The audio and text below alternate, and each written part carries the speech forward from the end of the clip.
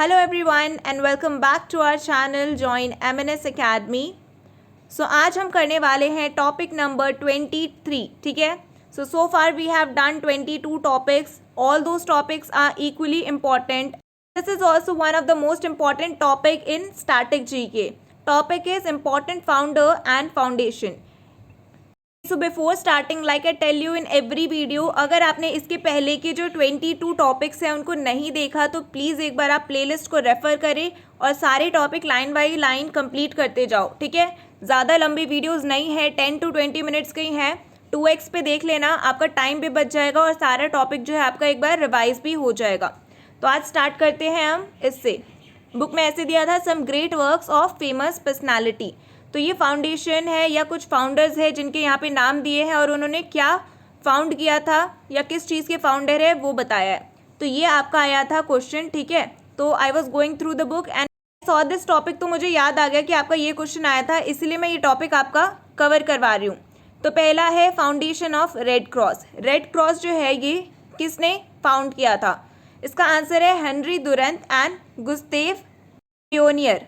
तो ये 2 पर्सन थे, इन्होंने किया था। आपको ज़्यादातर ऑप्शन में यही दिखेगा, हेनरी डुनांत। जो आपकी कम्युनिटी है इसका पूरा नाम है international community of red cross, ठीक है, ICRC। इस तरीके से इसका लोगो जो है वो दिखता है। करेंटली इसका हेडक्वार्टर जो है वो जिनेवा स्विट्ज़रलैंड में है। इनको 3 बार, इस ऑर्गेनाइजेशन को 3 बार जो है नोबेल प्राइज़ भी मिला हुआ है और ये बहुत पुराना है। मैंने आपको इसको हेडक्वार्टर्स में भी कराया था, तो आप समझ सकते हो कि ये कितना इंपॉर्टेंट है, ठीक है। ये 1863 में बना था, ठीक है, काफ़ी पुराना है। ह्यूमैनिटेरियन वर्क करता है और उसी के लिए इसको नोबेल प्राइज़ भी मिला था। अगला है फाउंडेशन ऑफ स्काउट्स। तो स्काउट्स एंड गाइड्स आपने स्कूल में भी सुना होगा। ये फाउंड करा था बैडन पोवेल ने, ठीक है। तो ये है बैडन पोवेल जिन्होंने स्काउट का फॉर्मेशन किया था और ये है उनकी वाइफ, उन्होंने गाइड्स का फॉर्मेशन किया था, ठीक है। तो बुक में गाइड नहीं दिया हुआ बट स्काउट एंड गाइड आपको दोनों पता होना चाहिए। तो ये है बैडन पोवेल एंड ये है ओलेफ क्लेरा। नेक्स्ट है फाउंडेशन ऑफ रेड गार्ड्स। ये फाउंड किया था जियुसेप्पे गैरिबाल्डी ने, ठीक है। ये एक इटालियन ग्रुप है, इनको रेड शर्ट्स या रेड गार्ड्स भी बोला जाता है। गैरिबाल्डी जो है ये एक इटालियन जनरल थे और इटाली की यूनिफिकेशन में और उसका पूरा किंगडम बनाने में इनका एक बहुत बड़ा कंट्रीब्यूशन माना जाता है। नेक्स्ट है फाउंडर ऑफ सोशलिज्म। ये है कार्ल मार्क्स। ये एक जर्मन फिलोसोफर थे, ठीक है। इन्होंने बहुत सारे पॉलिटिकल इकोनॉमिक पे क्रिटिक्स भी दिए हैं। He was considered as economist, historian, socialist, journalist. सारे फील्ड में इन्होंने काफ़ी काम करा है, इसलिए इनको फाउंडर ऑफ सोशलिज्म माना जाता है। ये एक तरीके का सब्जेक्ट भी है, पढ़ाया भी जाता है स्कूल में, ठीक है। अगला है founder of socialist party. Socialist party जो इंडिया में फाउंड हुई थी उसके फाउंडर थे आचार्य नरेंद्र देव। नॉट ओनली ये, इनके साथ 2 और नाम आते हैं, जयप्रकाश नारायण और राम मनोहर लोहिया। तो इन दोनों को भी माना जाता है कि ये सोशलिस्ट पार्टी जो थे इंडिया के उसके फाउंडर हैं। 1934 में ये बना था और आज़ादी के 1 साल बाद डिसॉल्व भी हो गया, मतलब ख़त्म भी हो गया 1948 में। नेक्स्ट है फादर ऑफ संस्कृत ग्रामर। ऐसे क्वेश्चंस आते हैं, पहले आते थे फादर ऑफ जूलॉजी या बॉटनी, केमिस्ट्री के फादर किसको कंसिडर किया जाता है? तो फादर ऑफ संस्कृत ग्रामर बोला जाता है पाणिनि को। पाणिनि को कंसिडर किया जाता है कि ये एक एंशिएंट स्कॉलर रहे हैं जो 6 से 4th सेंचुरी BCE के बीच में रहे हैं, ठीक है। Next is founder of Anand one. ये है बाबा आमटे। आपने हिस्ट्री में पढ़ा होगा इसके बारे में। एक सोशल वर्कर हैं, इनका पूरा नाम या ओरिजिनल नाम है मुरलीधर देवीदास आमटे, लेकिन लोग इनको बाबा आमटे के नाम से बुलाते थे, ठीक है। तो सोशल वर्कर या सोशल एक्टिविस्ट रहे हैं, काफ़ी काम करा है और इनको बहुत सारे प्राइज़ भी मिले हैं। गांधी पीस प्राइज़ मिला है, ठीक है। होता है टेम्पटन प्राइज़ जो बहुत ही बड़ा प्राइज़ कंसिडर किया जाता है फिलेंथ्रोपिस्ट के लिए, वो भी इनको मिला है। 2008 में इनकी डेथ हो गई थी, ओके। नेक्स्ट है फाउंडर ऑफ ऑरोविला आश्रम। ये पुडुचेरी में है आश्रम, ठीक है। इसके फाउंडर हैं अरबिंदो घोष। अरबिंदो घोष कौन है? इंडियन फिलोसोफर हैं, देन पोएट रहे हैं, नेशनलिस्ट भी हैं। ये काफ़ी सारी बुक्स भी है, ठीक है, और न्यूज़पेपर भी ये एक लिखते थे, वंदे मातरम करके। सो ये तो आपने देख लिया, लीग्स ऑफ नेशन हम आगे पढ़ेंगे, ठीक है। तो 8 तक कंप्लीट हो गया, बस थोड़ा सा छोटा सा टॉपिक है ये, देखो। नेक्स्ट है फाउंडर ऑफ शांति निकेतन, ये है Rabindranath Tagore, and founder of विश्व भारती ये भी है रविंद्रनाथ टैगोर। तो ये दोनों कहाँ है, वेस्ट बंगाल में ही है।